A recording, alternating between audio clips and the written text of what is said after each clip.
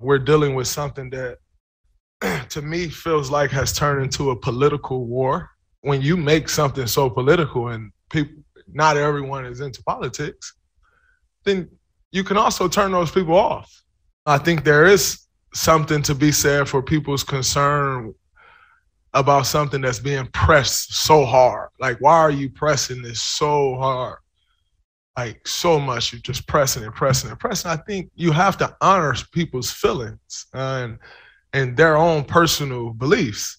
And I think that's been lost when it comes to vaccinated and non-vaccinated. But you say we live in a land of the free. Well, you're not giving anyone freedom because you're making people do something essentially without necessarily making them. You're making them do something. That goes against everything that America stands for or supposedly stands for.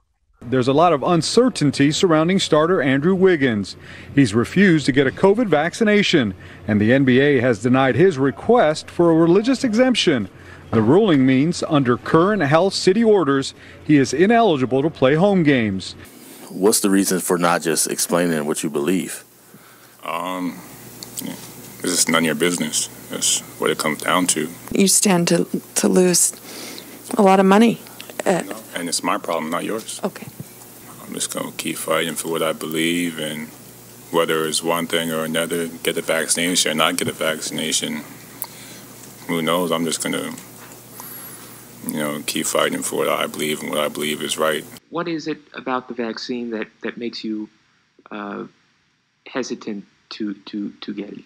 I would start with I've had COVID in the past, and so our understanding of antibodies, of natural immunity has changed a great deal from the onset of the pandemic, and is still evolving.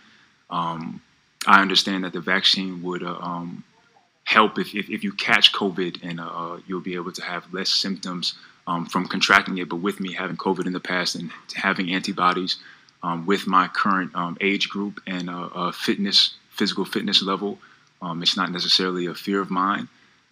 Taking the vaccine does open me up to the, albeit rare chance, but the possibility of having an adverse reaction to the vaccine itself. I don't believe that being unvaccinated means infected, or being vaccinated means uninfected. You can still catch COVID with or not having the vaccine. The craziness of it all, in terms of not being able to say that it should be everybody's fair choice without being demeaned or talked crazy to, doesn't make one comfortable to do what said person is telling them to do. I would like an explanation to, people with vaccines. Why are they still getting COVID? If that's something that we are supposed to highly be protected from. Like, it's funny that, it reduces your chances of going to the hospital. It doesn't eliminate anybody from getting COVID, right? So is everybody in here vaxxed? I would assume, right? So you all can still get COVID, right? We're less likely to die or go to the hospital.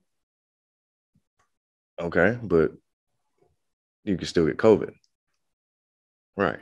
And you can still pass it along with the vax, right? I'm just asking the question.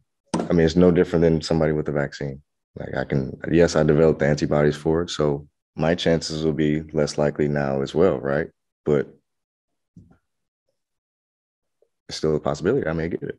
Just like there are players and coaches and staff who are vaxxed and missing camp right now because of it. So